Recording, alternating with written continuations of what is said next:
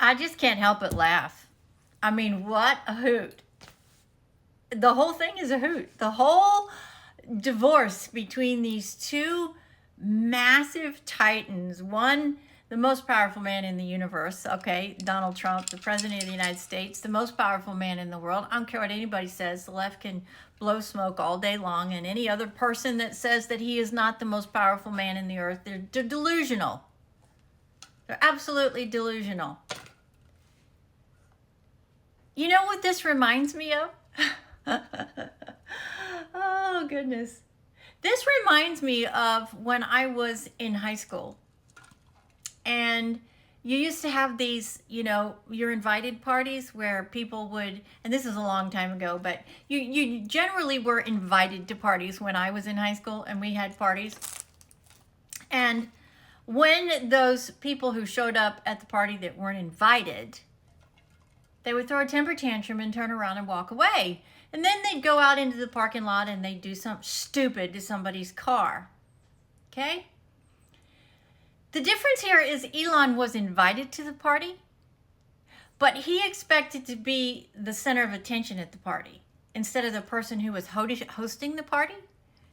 He forgets himself that he was at the behest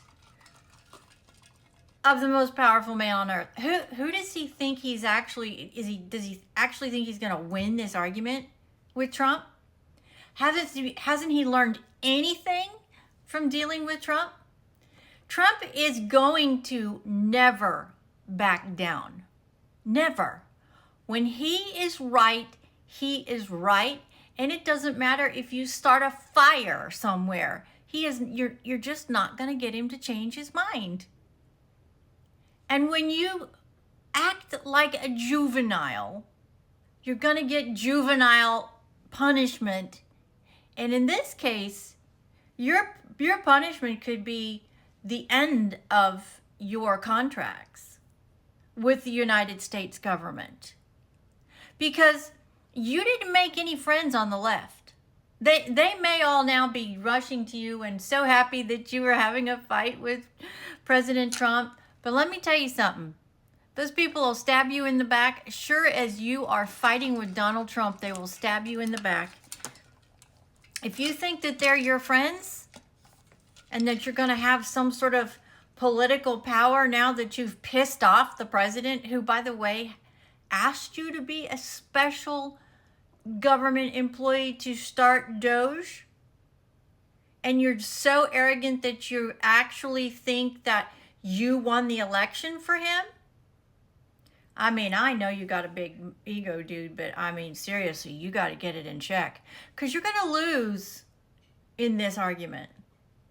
Without a doubt, you are going to lose. And more than that, you look ridiculous. 1 minute you are best friends. 1 minute you're working hand in hand with the president of the United States, and then obviously you don't get what you want, sort of like that teenager, and you start acting this way. But yet this whole time you're like, oh, I've done such great stuff. And yeah, you have. But let's just not forget why you were in the White House, why you were doing what you were doing. Because you weren't elected to do it. You weren't appointed by Congress to do it. You were appointed by the president-elect to do it, who is now the president, who has all the power.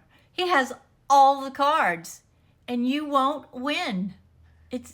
Even I can see that, and I don't know the two of you except what you look like. I do know one thing. After 10 years of watching Donald Trump turn into the most powerful politician on the planet, you don't have a prayer. You might have as a business owner, if you were both still in the business world. You're not in the business world now, Mr. Musk. You are in the political arena. And Donald Trump, over any politician in history, has learned and studied and become a fierce, dangerous, determined politician by all the crap that's been leveled at him in the last 10 years. He knows exactly how to play this game, and you're nowhere near that level, unfortunately. Yeah, in the business world, but in the political arena, let's just not forget, too, a few weeks ago, you were worried about your safety from the left. Has that all now just disappeared overnight because there's been a dispute between you and the most powerful man in the world?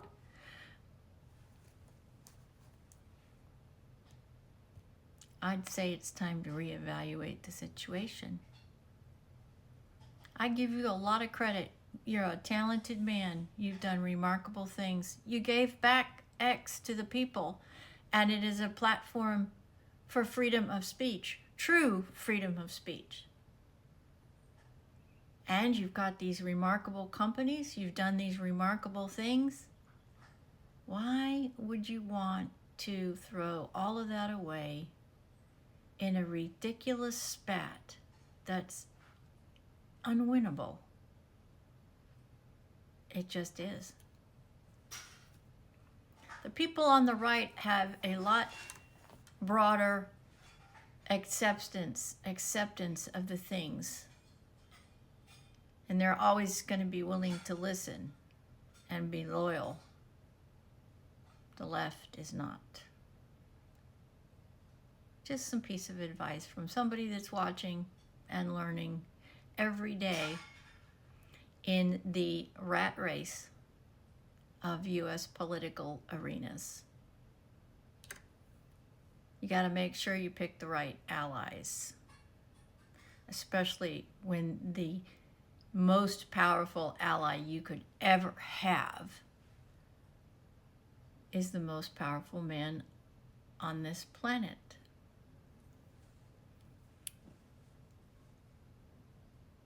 Sounds to me like there's a phone call due.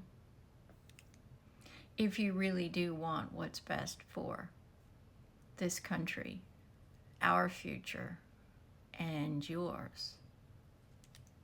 Just some food for thought.